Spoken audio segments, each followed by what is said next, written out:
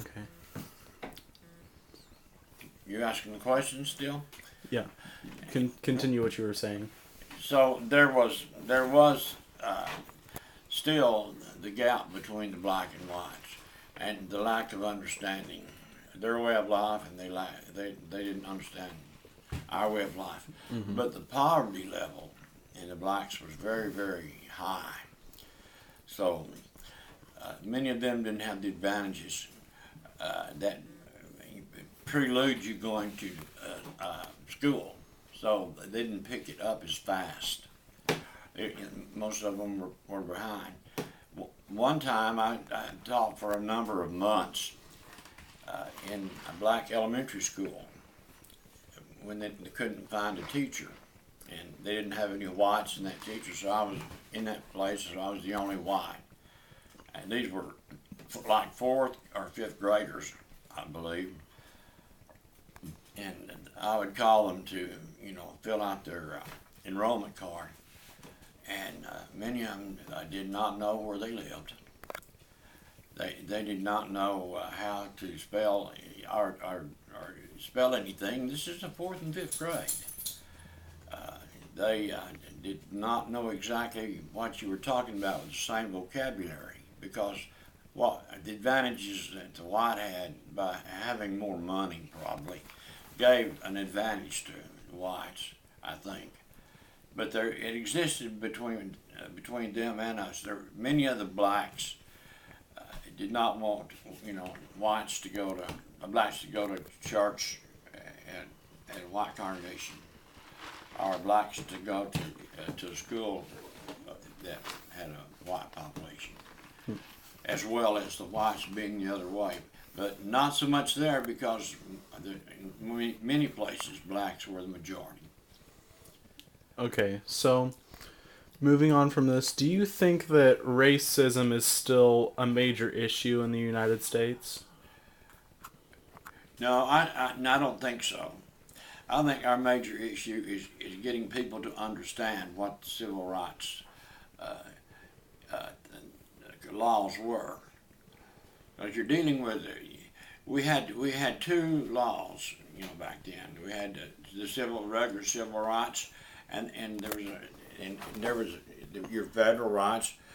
But at the same time, we had never had civil rights, because our Constitution already specified that all races were created equal, and had the same civil rights. So they had to make another law, they did, to force, force people to do this, because there was resistance. So I'd never gone to school with black, but I did teach in their classroom. They definitely had a disadvantage in education, and I don't know what the cause of that was, but these kids were definitely not just behind, and they weren't damaged brain-wise or anything like that. They just didn't know. They hadn't been out. It was not very much for them because of their money that they didn't have, So, and there was a confusion about the civil rights. If you give civil rights, then you start having another law, and we can't have double jeopardy, and you rule in the regular court that the person is innocent, and then you take him to civil court, which would again try him for what how he had hurt them financially, and could actually pass a law or use that law to get money from that person in court. Mm-hmm. You understand what I'm saying? Yes. Okay. And that was pretty much that. I didn't have any resistance when I taught in their school, but from I graduated in '61, and in '65 was when it was written. So I didn't have the experience of knowing what people thought. You know what I mean? Mm-hmm. And I think the civil rights issue was an addition to the Civil War. You know what I mean? It was more or less still fighting the same issue over and over again. And it began to get better later, but after that. Did I leave out anything that we had thought about? You should tell him about the threats. Oh yeah, Letting actually, a black lady attended our congregation one time, and her brother had warned her of physical violence. That if she went to a white church, does that sound? That's a bit the opposite the way things are presented to us, isn't it? Mm-hmm. On the other hand, when I accepted her as an equal person, I love every person that's a child of God, and He doesn't make this distinction. So, but the guys who are running the church there warned me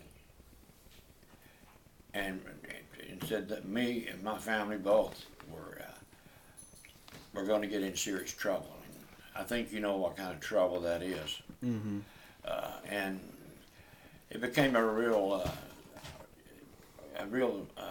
threat to us. I mean, we're not afraid of anything to happen because some things can happen, but that was definitely stirred up, and they stopped the